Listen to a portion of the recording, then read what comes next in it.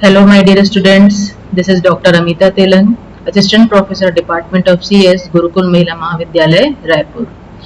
सो BCom final year के students के लिए हम यहाँ subject programming in visual basic unit number 2 controlling program execution and working with control, इस यूनिट को आज हम स्टडी करने वाले हैं।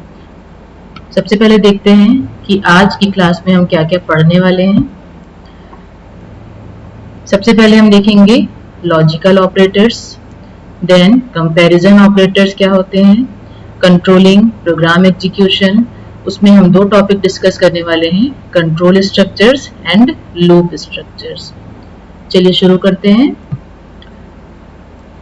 सबसे पहले हम देखने वाले हैं लॉजिकल ऑपरेटर्स, लेकिन उससे भी पहले हमें यह जानना जरूरी है कि ऑपरेटर्स क्या होते हैं। तो जब भी हम यूजर से इनपुट लेते हैं तो उस इनपुट को कैलकुलेट करके यदि हमको रिजल्ट देखना है तो उसके लिए हमें जरूरत पड़ती है ऑपरेटर्स की। हम सभी को पता है कि ऑपरेटर्स हम किस तरीके से यूज करते हैं। हम सभी ने कभी ना कभी कहीं ना कहीं ऑपरेटर्स का यूज किया है, चाहे वो मैथ्स में किया हो, चाहे किसी भी प्रकार का कंपैरिजन करने में किया हो। तो आइए देखते हैं कि ऑपरेटर्स कितने प्रकार के होते हैं।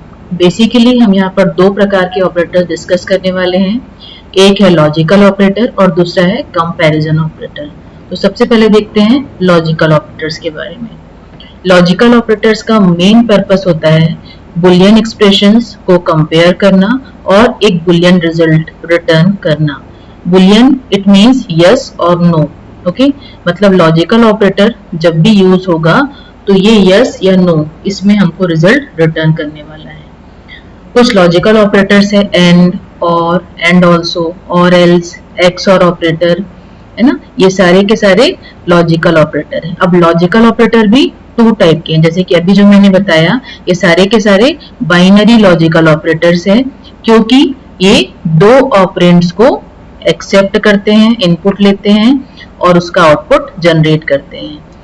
इसके अतिरिक्त एक नॉट ऑपरेटर होता है, वो यूनरी ऑपरेटर होता है। यूनरी इसलिए क्योंकि उसमें एक सिंगल ऑपरेंड, एक ही ऑपरेंड लिया जाता है जिस पे ये वर्क करेगा और उसका रिजल्ट जनरेट करेगा। सो इनमें से कुछ ऑपरेटर्स जो होते हैं वो बिट वाइज लॉजिकल ऑपरेशंस भी परफॉर्म कर सकते हैं। तो सबसे पहले देखते हैं यूनरी लॉजिकल ऑपरेटर। तो यूनरी में सिर्फ एक लॉजिकल ऑपरेटर हमने पढ़ा, वो है not. Not operator negation of Boolean expression ये परफॉर्म करता है। मतलब ये है कि हम कोई भी जो इनपुट यहाँ पर देने वाले हैं उसका नेगेशन यहाँ पर ये शो करेगा, उसका नेगेटिव पॉइंट यहाँ पर शो करेगा। इसके अतिरिक्त ये किसी भी ऑपरेटर का लॉजिकल अपोजिट डिस्प्ले करता है, और यदि एक्सप्रेशन जो है वो ट्रू है तो ये फॉल्स रिटर्न करेगा, ओके।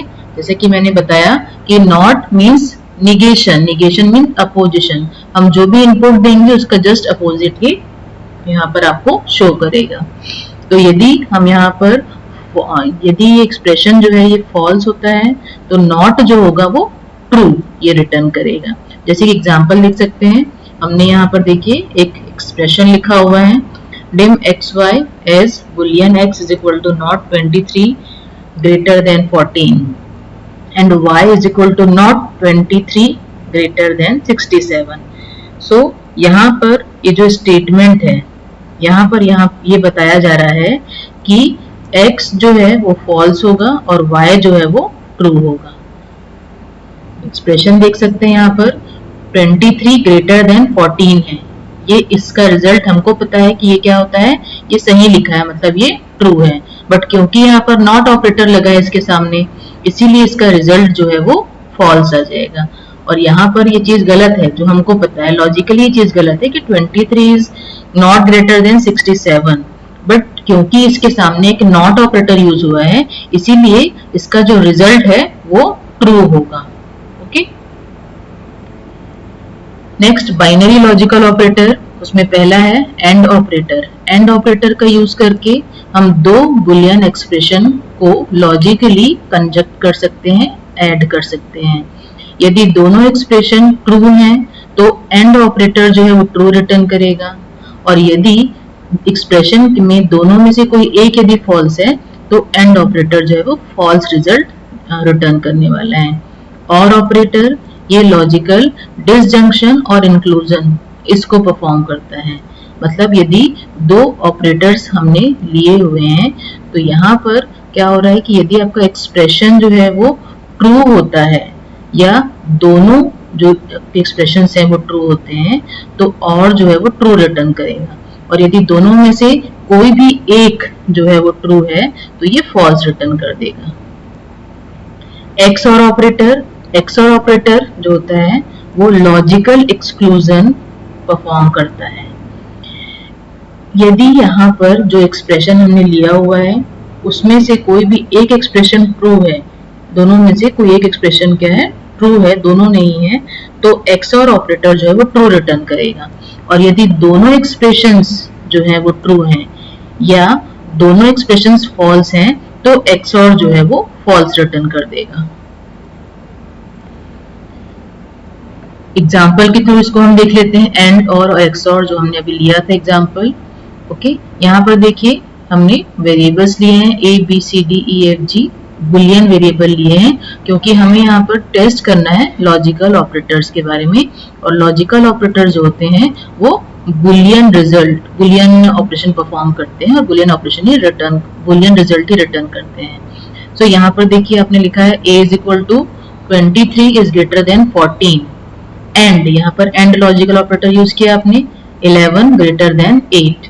वैसे ही यहाँ पर लिखा b is equal to 14 greater than 23 and 11 greater than 8। तो इस स्टेटमेंट में क्या हो रहा है, यहाँ पर a क्या रिटर्न करेगा, मतलब रिजल्ट क्या आएगा, जो आएगा a का वो आएगा ट्रू और b का रिजल्ट आएगा यहाँ पर फॉल्स। a का रिजल्ट ट्रू क्यों आ रहा है, क्योंकि इसके दोनों ही एक्सप्रेशन मीन्स ये नंबर 1 एक्सप्रेशन है, नंबर 2 एक्सप्रेशन है, दोनों ही एक्सप्रेशन ट्रू है तो फाइनल रिजल्ट इसका आ रहा है ट्रू। जबकि यहाँ पर एक एक्सप्रेशन फॉल्स हो गया क्योंकि 14 ग्रेटर देन 23 नहीं होता है, तो ये एक फॉल्स हो गया, तो एक फॉल्स है और एक ट्रू है। तो जब ऐसा होता है तो ये फॉल्स ही रिटर्न करेगा। वैसे ही यहाँ पर देखिए second example, c is equal to 23 greater than 14 और 8 ग्रेटर देन 11। तो इसमें देखिएगा कि फर्स्ट वाला एक्सप्रेशन जो है वो ट्रू है बट सेकेंड वाला जो एक्सप्रेशन है वो फॉल्स है। और d is equal to 23 greater than 67, ये यहाँ पर क्या है फॉल्स है, और 8 इज ग्रेटर देन 11 ये भी फॉल्स है। तो यहाँ पर c जो है, c का रिजल्ट जो है वो ट्रू आ रहा है, लेकिन d का जो रिजल्ट आ रहा है वो फॉल्स आ रहा है। क्यों? क्योंकि इसके दोनों एक्सप्रेशंस फॉल्स हैं इसलिए। वैसे ही नेक्स्ट एग्जांपल में आप देख सकते हैं e is equal to 23 greater than 67। Okay, obviously ये रॉन्ग है यहाँ पर, और हमने फिर यहाँ पर बीच में ऑपरेटर का यूज किया एक्स और ऑपरेटर 11 ग्रेटर देन 8, तो ये क्या है ट्रू है, ये एक्सप्रेशन फॉल्स है और ये ट्रू है। और वैसे ही f is equal to 23 greater than 14 x और 11 ग्रेटर देन 8, तो यहाँ पर जो दोनों एक्सप्रेशंस हैं वो ट्रू हैं।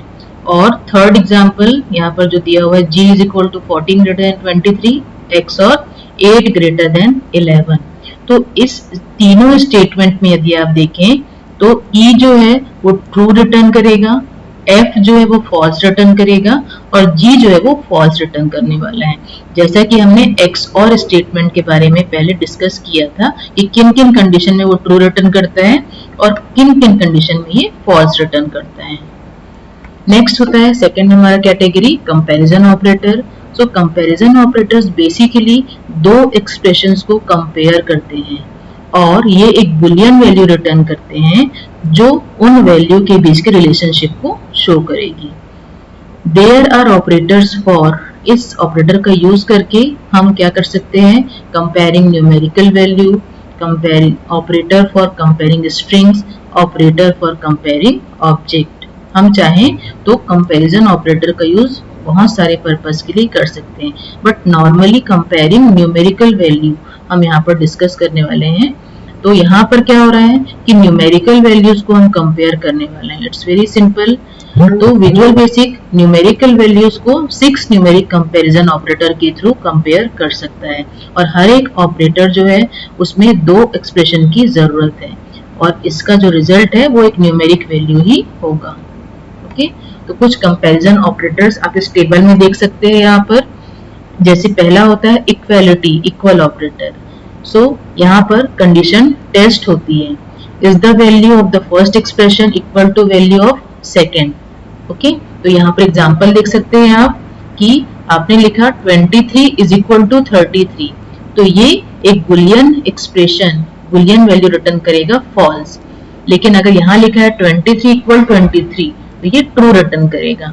23 इक्वल 12, तो ये फॉल्स रिटर्न करेगा।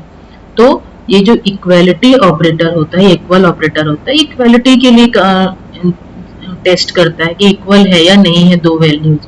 इक्वल है तो ट्रू रिटर्न करेगा और इक्वल नहीं है तो फॉल्स। वैसे ही सेकंड एक्सप्रेशन यहाँ पर देखिए आप, सेकंड ऑपरेटर इस तरीके से ये होता है, ये इनइक्वालिटी के लिए होता है। ओके, मतलब दो जो आपने वैल्यूज दिया हुआ है, दो न्यूमेरिक वैल्यूज, वे इनइक्वल हैं तो ट्रू रिटर्न करेगा। तो एग्जांपल आप देख सकते हो 23, फिर ये ऑपरेटर लगा करके आपने लिखा 33, ऑब्वियसली दोनों इक्वल नहीं, इनइक्वल है, तो ये ट्रू रिटर्न करेगा। बट यदि आपने दोनों इक्वल नंबर्स यहाँ पर लिख दिए तो ये फॉल्स रिटर्न करेगा। और वैसे ही जो थर्ड वाला है वो भी ट्रू रिटर्न करेगा। तो ये इनइक्वालिटी के लिए यूज होता है, ये जो ऑपरेटर है आपका। नेक्स्ट ऑपरेटर होता है हमारा लेस देन ऑपरेटर। ऑब्वियसली ये दो न्यूमेरिक वैल्यूज में यदि हम इसके बीच में यदि हम इसको यूज करेंगे, तो यदि वो एक्सप्रेशन ट्रू है ना, तो वहां पर वो ट्रू रिटर्न करेगा, लॉजिकली ट्रू रिटर्न कर देगा। जैसे कि एग्जांपल देख सकते हैं 23 लेस देन 33, यदि हमने ये लिखा मतलब ये ट्रू है, करेक्ट है, ये ट्रू रिटर्न करेगा। ट्रू और फॉल्स दो ही यहाँ पर आप बुलियन वैल्यूज रिटर्न कर सकते हैं। ओके, तो जो भी ऑपरेटर आप यूज करने वाले हैं, लॉजिकल ऑपरेटर, कंपैरिजन ऑपरेटर, ये बुलियन वैल्यू ही हमेशा रिटर्न करते हैं, या तो ट्रू रिटर्न करेंगे या फॉल्स रिटर्न करेंगे।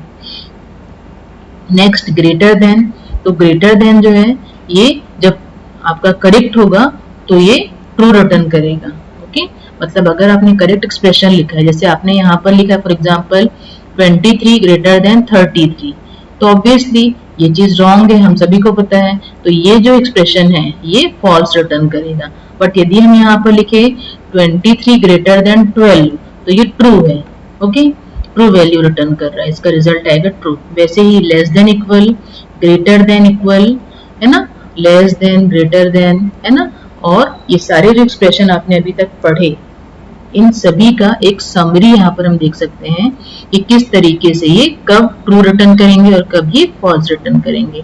तो इस टेबल में आप देख सकते हो कि जितने भी ऑपरेटर्स आपने देखे, जैसे कि लेस देन है, यदि एक्सप्रेशन 1 लेस देन एक्सप्रेशन 2, तो ये ट्रू रिटर्न करेगा। यदि expression 1 greater than equal to expression 2 हो रहा है तो ये फॉल्स रिटर्न करेगा। यदि लेस देन इक्वल टू आप यूज कर रहे हो तो वहां पर भी यदि एक्सप्रेशन 1 लेस देन इक्वल है एक्सप्रेशन 2 की, तो ये ट्रू रिटर्न करेगा। बट यदि एक्सप्रेशन 1 ग्रेटर देन हुआ एक्सप्रेशन 2 के, तो ये फॉल्स रिटर्न कर देगा। ऐसे ही बाकी सभी ऑपरेटर्स के साथ भी हम समझ सकते हैं कि वो कब ट्रू रिटर्न करेंगे और कब वो फॉल्स रिटर्न करेंगे। ये बहुत ही इंपॉर्टेंट है, ये पॉइंट आप सभी को पता रहना चाहिए अगर आप ऑपरेटर्स को अच्छे से समझना चाहते हैं तो। चलिए अब हमारा आज का सेकेंड टॉपिक स्टार्ट करते हैं हम, controlling program execution. Visual basic हम सभी पढ़ रहे हैं। विजुअल बेसिक जो होता है वो आपका IDE एनवायरनमेंट पे वर्क करता है, ये हम सभी को पता है। हमने यूनिट नंबर 1 में इसके बारे में, मतलब इसके बेसिक कंटेंट क्या क्या होते हैं, इसमें कौन कौन से टूल्स का यूज कर सकते हैं, किस तरीके से फॉर्म डिजाइन करते हैं, ये सब हमने डिस्कस किया हुआ है। तो हम डायरेक्टली इसके प्रोग्राम एग्जीक्यूशन के बारे में पढ़ेंगे अब यहाँ पर। तो यहाँ पर हम देखते हैं कि विजुअल बेसिक जो है बेसिकली कंट्रोल स्ट्रक्चर्स को सपोर्ट करता है, क्योंकि विजुअल बेसिक एक प्रोग्रामिंग लैंग्वेज है, और प्रोग्रामिंग लैंग्वेज है तो उसमें हमें कोडिंग भी करना होगा और लॉजिक से हमें वर्क करना होगा। ओके, तो जब हम कोडिंग करते हैं तो हम सिंपल वन लाइनर या मल्टी लाइनर कोडिंग लिखते नहीं जाएंगे, हम कोशिश करेंगे कि हमारी कोडिंग जो है वो क्या रहे, लॉजिकल रहे। ओके, मतलब जब हम उस कोडिंग को एग्जीक्यूट करें तो वो टाइम टू टाइम क्या होना चाहिए, जैसा जैसा इनपुट हम दें उसके अकॉर्डिंग वो चेंज होना चाहिए। डिसीजन मेकिंग कोडिंग हमें यहाँ पर करना होता है। तो विजुअल बेसिक जो होता है वो बेसिकली 3 टाइप के कंट्रोल स्ट्रक्चर्स को सपोर्ट करता है। पहला होता है इफ देन, सेकेंड है इफ देन एल्स, फिर है सेलेक्ट केस। ये सारा हमने, अगर इसके पहले आपने कभी प्रोग्रामिंग लैंग्वेज पढ़ी हो तो सारी प्रोग्रामिंग लैंग्वेजेस में कुछ कॉमन कंट्रोल स्ट्रक्चर्स होते हैं, तो ये सारे जो हैं वो अलग अलग तरीके से यूज होते हैं, बट सभी का जो बेसिक लॉजिक होता है वो सेम होता है। इफ को हम सी में भी यूज करते हैं, C++ में भी यूज करते हैं, है ना, बट उसका लिखने का तरीका, उसका जो सिंटेक्स है वो थोड़ा सा चेंज हो जाता है, बट जो बेसिक कॉन्सेप्ट है, जो लॉजिक है उसके पीछे, वो सेम रहता है। इसके अलावा जैसे कि हम अदर लैंग्वेजेस में लूप स्ट्रक्चर्स यूज करते हैं, वैसे ही विजुअल बेसिक में हम लूप स्ट्रक्चर्स को यूज कर सकते हैं। Do while loop, while when loop और फॉर नेक्स्ट लूप, ये 3 लूप हम यहाँ पर देखने वाले हैं विजुअल बेसिक में। चलिए सबसे पहले आगे बढ़ते हैं अब if then selection structure. If then selection structure ये एक इंडिकेटेड एक्शन परफॉर्म करता है। ओके, मतलब हम इफ के अंदर एक कंडीशन लिखने वाले हैं, अगर वो कंडीशन ट्रू है तो क्या होगा, ये एक एक्शन परफॉर्म करेगा, और अगर वो कंडीशन फॉल्स है तो वो एक्शन को स्किप कर देगा। सिंपल है, इसका सिंटेक्स देख सकते हैं। यदि कंडीशन आपने लिखा if condition then statement end if. Okay, बहुत ही सिंपल सा स्ट्रक्चर है। यहाँ पर एग्जांपल देख सकते हैं, यदि average greater than 75, if average greater than 75 then text grade dot text is equal to a। obviously यदि ये कंडीशन फुलफिल हुई, मींस एवरेज नाम का कोई वेरिएबल आपने प्रोग्राम में बनाया होगा, तो यदि वो वेरिएबल ग्रेटर देन 75 है तो जो आपका टेक्स्ट बॉक्स है उस टेक्स्ट बॉक्स में a प्रिंट हो जाएगा, और यदि ऐसा नहीं है तो उसमें कुछ भी प्रिंट नहीं हो पाएगा, आप सिंपली स्किप कर दोगे। सेकेंड होता है हमारा इफ देन एल्स स्टेटमेंट। इसका सिंटेक्स देखकर इसको हम समझते हैं। सबसे पहले इफ, उसके बाद हमने लिखा कंडीशन, उसके बाद यदि कंडीशन ट्रू है तो इसके बाद लिखा हुआ स्टेटमेंट एग्जीक्यूट होगा, और यदि कंडीशन ट्रू नहीं है मींस फॉल्स हो गई, तो ऑब्वियसली जो अदर स्टेटमेंट हमने कुछ लिखा होगा वो स्टेटमेंट जो है वो एग्जीक्यूट हो जाएगा। सेम एग्जांपल यहाँ ले लेते हैं, यदि एवरेज ग्रेटर देन 50 है तो टेक्स्ट बॉक्स जो है उसमें पास प्रिंट हो जाएगा, और यदि ऐसा नहीं है means average less than 50 greater than 50 नहीं है तो उस केस में जो टेक्स्ट बॉक्स है उसमें फेल प्रिंट हो जाएगा। नेक्स्ट होता है हमारा if then else statement. Okay, तो यहाँ पर हम देखने वाले हैं मल्टीपल केसेस, मींस इसे हम लैडर भी बोल सकते हैं, nested if else ladder. Okay, तो यहाँ पर इस लैडर का यदि हम स्ट्रक्चर देखें तो इसका 2 तरीके से इसे हम शो कर सकते हैं या लिख सकते हैं। पहला जो मेथड है उसमें यदि हम ऐसा लिखते हैं if condition 1 then statements, else condition 2 then statement, else if condition 3 then statement. Okay, means यहाँ पर मल्टीपल स्टेटमेंट्स आप क्या कर सकते हैं, कंडीशन के बेस पे, कंडीशन के रिजल्ट के बेस पे मल्टीपल स्टेटमेंट्स को आप डिस्प्ले कर सकते हो यहाँ पर। ठीक है, तो ये मेथड 1 हुआ। मेथड 2 इस तरीके से होगा कि यदि कंडीशन 1 है तो स्टेटमेंट एग्जीक्यूट होगा, यदि कंडीशन 2 है ट्रू तो ये स्टेटमेंट एग्जीक्यूट होगा, है ना, और यदि ऐसा नहीं है else if condition 3 then statement, else statement, end if. Okay, इस चीज को ध्यान रखेंगे कि जितनी बार आप यहाँ पर इफ स्टेटमेंट लिखेंगे आपको उतनी ही बार इन इफ स्टेटमेंट को क्लोज भी करना होगा। क्लोज करने के लिए सिंपली हमें लिखना है एंड इफ। ओके, चलिए अब इनके एग्जांपल्स देखते हैं हम। सो यहाँ पर हम देखते हैं कि हमको ग्रेड फाइंड आउट करना है नेस्टेड इफ का यूज करके, और उस ग्रेड को टेक्स्ट बॉक्स में डिस्प्ले करना है। सेम एग्जांपल जो हमने इसके पहले भी डिस्कस किया है। सो यदि इफ एवरेज ग्रेटर देन 75 तो टेक्स्ट बॉक्स में ए प्रिंट होना चाहिए, यदि एवरेज ग्रेटर देन 65 है तो टेक्स्ट बॉक्स में बी प्रिंट होना चाहिए, यदि एवरेज ग्रेटर देन 55 है तो ग्रेड में सी प्रिंट होना चाहिए, और यदि एवरेज इज ग्रेटर देन 45 है तो यहाँ पर एस प्रिंट होना चाहिए। है ना। और अगर इन चारों में से कोई भी चीज नहीं है, कोई भी आपका कंडीशन ट्रू नहीं हो रहा है, तो फाइनली एक लास्ट ऑप्शन आपने दिया है कि वहां पर एफ प्रिंट होना चाहिए टेक्स्ट बॉक्स में। तो ये आपका एल्स इफ लैडर की तरह वर्क कर रहा है यहाँ। चलिए अब नेक्स्ट कंट्रोल स्ट्रक्चर में आ जाते हैं, सेलेक्ट केस स्टेटमेंट। जैसा कि आपने लास्ट स्टेटमेंट पढ़ा था एल्स इफ लैडर, बिल्कुल उसी तरीके से सेलेक्ट केस स्ट्रक्चर वर्क करता है। मतलब ये एक अल्टरनेटिव है इफ एल्स इफ लैडर का। इस तरीके से ये वर्क करता है, इसका सिंटेक्स देख सकते हैं। और दूसरी चीज कि सेलेक्ट केस को यूज करना ज्यादा कंफर्टेबल है इफ एल्स एंड इफ इस लैडर की तुलना में, क्योंकि वहां पर हमको multiple time and else if इस तरीके से आपको लिखना होता है, जो थोड़ा सा कॉम्प्लिकेटेड है। बट सेलेक्ट केस जो है इसका सिंटेक्स बहुत सिंपल है, जिससे हम इसको यूज आसानी से कर सकते हैं। सो इस तरीके से आप लिखेंगे यहाँ पर select case index. Okay, index में कोई भी आपको नंबरिंग यहाँ पर देना होगा कि आप कितना केस यहाँ पर एंटर करना चाहते हैं। इंडेक्स में हमने कोई भी नंबर डाल दिया, उसके बाद में हम नंबरिंग करेंगे। सबसे पहले हम लेते हैं केस 0। ओके, मीन्स यदि केस 0 है तो कौन सा स्टेटमेंट एग्जीक्यूट होगा, केस 1 है तो कौन सा स्टेटमेंट एग्जीक्यूट होगा, और फाइनली जब सब कुछ हो जाएगा तो हमको उसको एंड करना पड़ेगा। एग्जाम्पल से इसको समझते हैं। हमने यहाँ पर क्या किया हुआ है, एक वेरिएबल लिया हुआ है एवरेज वेरिएबल। उस एवरेज वेरिएबल में हम जो टेक्स्ट बॉक्स है उसका वैल्यू हम यहाँ पर रखने वाले हैं। Means average is equal to txt average dot text. Okay, मतलब एवरेज टेक्स्ट बॉक्स में जो कुछ भी डिस्प्ले होगा या जो कुछ भी उसमें स्टोर होगा वो सब कुछ एवरेज नाम के वेरिएबल में जाकर के सेव हो जाएगा। सो हमको सेलेक्ट केस करना है एवरेज। हमने यहाँ पर केस ले दिया 100 to 75। अब देखते हैं, यदि txt डॉट टेक्स्ट यदि a है तो केस होगा 75 to 65।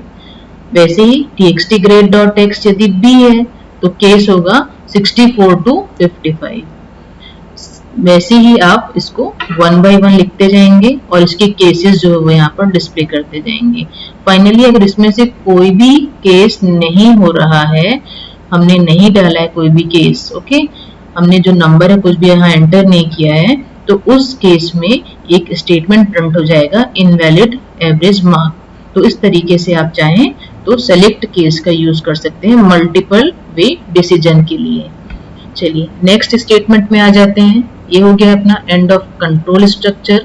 अब हम आगे बढ़ते हैं लूपिंग स्ट्रक्चर्स की तरफ। सो लूपिंग स्ट्रक्चर्स बेसिकली क्या होते हैं कि किसी भी एक एक्शन को यदि कोई प्रोग्रामर रिपीटेडली परफॉर्म करना चाहता है जब तक एक गिवन कंडीशन ट्रू है तब तक, तो उसके लिए हम लूपिंग स्ट्रक्चर का यूज करते हैं। कुछ लूपिंग स्ट्रक्चर्स यहाँ पर देखते हैं हम। एक होता है डू व्हाइल लूप स्टेटमेंट, एक होता है while end, then do loop while statement, do until loop statement and for next statement. सबसे पहले देखते हैं do while loop. Do while loop का यूज करके हम एक स्टेटमेंट को एग्जीक्यूट कर सकते हैं जब तक एक सर्टेन कंडीशन यदि ट्रू है, मतलब जब तक कोई कंडीशन ट्रू है तब तक वो स्टेटमेंट क्या होता रहेगा, एग्जीक्यूट होता रहेगा। एग्जाम्पल देख सकते हैं इसका कि सपोज हमको डू लूप का यूज करके 1 से लेके 100 तक काउंटिंग करनी है और उस काउंटिंग को हमें डिस्प्ले करना है। सपोज काउंटिंग करना है तो उस काउंटिंग को करने के लिए हम यहाँ पर डू व्हाइल लूप का यूज कर रहे हैं। तो सबसे पहले इसकी कोडिंग देखते हैं एग्जाम्पल में कि यहाँ पर क्या हो रहा है। आप एक वेरिएबल लोगे, इंटीजर टाइप का एक वेरिएबल हमने लिया है, उसका नाम दिया है नंबर। उस वेरिएबल को एक वैल्यू दे दिया हमने 1। ओके, हमको 1 से लेके काउंटिंग स्टार्ट करनी है तो हमको एक इनिशियल वैल्यू देना यहाँ पर कंपलसरी है। उसके बाद हम लिखेंगे do while number less than equal to 100। अब हमें कहाँ तक की काउंटिंग करनी है, 100 तक। तो हमको क्या करना है, लेस देन इक्वल, यहाँ 100 तक के नंबर आपको लेना है और हर बार क्या होना चाहिए, एक इंक्रीमेंट हो जाना चाहिए। तो आप यहाँ पर लिखोगे number is equal to number plus 1 and then finally loop. Okay, तो इसका वर्किंग प्रिंसिपल ठीक उसी तरीके से जैसे मैंने आपको बताया यहाँ पर लिखा हुआ है स्टेप बाय स्टेप कि कैसे ये वर्क करेगा। सबसे पहले क्या होगा, एक वेरिएबल नंबर नाम का ये इनिशियलाइज होगा, उसको हमने 1 दे दिया और यहाँ से हमारा लूप जो है वो स्टार्ट हो जाएगा। अब हमारी कंडीशन टेस्ट होगी और यदि कंडीशन ट्रू है तो हमारा स्टेटमेंट एग्जीक्यूट होगा और यदि हमारा लूप जो है वापस हमारा जो स्टेटमेंट है वो एग्जीक्यूट हुआ और उसके बाद में हमारा जो एक इंक्रीमेंट है वो यहाँ पर होगा, number is equal to number plus 1 लिखा है और इस तरीके से तब तक होता रहेगा जब तक हमारी कंडीशन फॉल्स ना हो जाए और एक बार फॉल्स होने के बाद हम लूप से बाहर आ जाएंगे। व्हाइल एंड स्टेटमेंट ये बिल्कुल डू व्हाइल लूप स्टेटमेंट की तरह ही वर्क करेगा जो हमने अभी अभी यहाँ पर देखा था। ठीक है, एक और लूप होता है डू लूप व्हाइल स्टेटमेंट। ये सबसे पहले स्टेटमेंट को एग्जीक्यूट कर देता है और उसके बाद कंडीशन टेस्ट करता है हर एक बार जब भी एग्जीक्यूशन हो रहा है उसके पहले। तो यहाँ पर क्या हो रहा है, जैसे कि हमने यहाँ पर लिया हुआ है वही सेम एग्जांपल हम यहाँ पर ले रहे हैं। तो इस एग्जांपल में हमने नंबर नाम का वेरिएबल लिखा, उसको वैल्यू हमने 0 इनिशियलाइज कर दिया। अब हम क्या ले रहे हैं, अब हम यहाँ पर कर रहे हैं number is equal to number plus 1 loop while number less than 201। Okay, मतलब 200 तक आपको यदि नंबर डिस्प्ले करना है तो उस केस में ये वर्क करेगा। तो यहाँ पर डिफरेंस क्या हो रहा है दोनों में, इसके पहले जो हमने डू व्हाइल देखा था उसमें और इसमें, यहाँ पर ये डिफरेंस हो रहा है कि सबसे पहले हमारा स्टेटमेंट एग्जीक्यूट होता है और उसके बाद में कंडीशन टेस्ट होती है, जबकि इसके पहले जो हमने देखा था डू व्हाइल लूप उसमें सबसे पहले क्या होगा, हमारा एक बार कंडीशन टेस्ट होगा और अगर कंडीशन ट्रू है तभी हमारा स्टेटमेंट आगे एग्जीक्यूट होगा। इन केस अगर फर्स्ट टाइम में हमारी कंडीशन फॉल्स हो गई तो क्या होगा, डू व्हाइल लूप में हम तुरंत लूप से बाहर आ जाएंगे और कुछ भी प्रिंट नहीं होगा। बट यहाँ पर एटलीस्ट 0 तो प्रिंट होगा, जो हमने वैल्यू इनिशियलाइज की है कम से कम वो तो प्रिंट होगा, क्योंकि उसके प्रिंट होने के बाद ही हमारा जो इंक्रीमेंट है वो स्टार्ट होता है और हमारी काउंटिंग जो है वो स्टार्ट होती है। वैसे ही do until loop, while when loop है ना, ये सारे रिपीटेशन स्ट्रक्चर जो है बिल्कुल सेम होते हैं, फॉल्सिटी पे वर्क करते हैं। ओके, तो ये क्या होता है, statement in the body of do until loop are executed repeatedly as long as do as well as loop continuation test evaluates to false. Okay, तो इसमें क्या होगा, यदि लूप कंटिन्यूएशन का जो स्टेटमेंट है यदि फॉल्स है तो उस केस में यदि ऐसा होगा तब तक वो क्या होता रहेगा, एग्जीक्यूट होता रहेगा। तो हमने यहाँ पर एक एग्जांपल लिया है ना, हमने लिखा यहाँ पर नंबर एज लॉन्ग, हमने एक वेरिएबल लिया नंबर लॉन्ग डेटा टाइप का, नंबर को हमने वैल्यू इनिशियलाइज कर दिया 0, हमने लिखा do until number is greater than 1000 number is equal to number plus 1 print number end loop. तो यहाँ पर 1 से लेके 1000 के बीच के नंबर जो है वो डिस्प्ले होगा on the form as soon as you click on the command button. Okay, तो जब तक हम कमांड बटन पे क्लिक करेंगे तब तक वो क्या होता रहेगा, क्लिक कर वो डिस्प्ले करता रहेगा उसको। अब सबसे इंपॉर्टेंट लूप हम यहाँ पर देखने वाले हैं वो है हमारा फॉर नेक्स्ट लूप। तो फॉर नेक्स्ट लूप, इसका यूज करके विजुअल बेसिक में हम काउंटर कंट्रोल्ड रिपीटेशन कर सकते हैं। ओके, मतलब अभी तक हमने जितने भी लूपिंग स्टेटमेंट देखे सारे लूपिंग स्टेटमेंट जो हैं वो मल्टीपल लाइंस पे हमने लिखे हुए थे, है ना। हम एक ही जगह पर यदि सारी चीजों को मेंशन करना चाहते हैं, वन लाइनर यदि हम यहाँ पर फैसिलिटी देना चाहते हैं तो उसके लिए हम यहाँ पर फॉर नेक्स्ट लूप का यूज करने वाले हैं। ओके, मतलब हम वहां पर तीनों चीजें, मतलब इनिशियलाइजेशन, जो आपका इंक्रीमेंट डिक्रीमेंट है और जो कंडीशन चेकिंग है, ये सारी चीजें हम एक ही जगह पर यहाँ पर लिखें। तो उसके लिए यहाँ पर एग्जांपल देखते हैं कि हमको यहाँ पर काउंटिंग करनी है 1 से लेके 100। हमने एक वेरिएबल ले लिया एक्स वेरिएबल, एक्स की वैल्यू हमने लिया है for X is equal to 1 to 50 suppose, and print X and next. तो यदि हमने यहाँ पर ऐसा लिखा है for X is equal to 1 to 50 and print X and then next, तो ये यहाँ पर कुछ भी कंडीशन चेकिंग नहीं करेगा, ये सिंपली क्या करेगा 1 से लेके 50 को प्रिंट कर देगा। नाउ यदि हमको क्या करना है, 1 से 50 के बीच के नंबर स्टेप्स ऑफ 2 में यदि आपको क्या करना है, डिस्प्ले करना है, तो सिंपली जब आपने फॉर लिखा, x इज इक्वल टू 1 लिखा, तो वहां पर हमको लिखना पड़ेगा 1 to 50, हमको स्टेपिंग डालना पड़ेगा स्टेप 2। मतलब अब ये जो लूप है ये 1 3 5 7 इस तरीके से डिस्प्ले करता जाएगा। तो ये जो होता है ये वर्टिकली डिस्प्ले करेगा, वर्टिकली मींस लिस्ट फॉर्मेट में डिस्प्ले करेगा।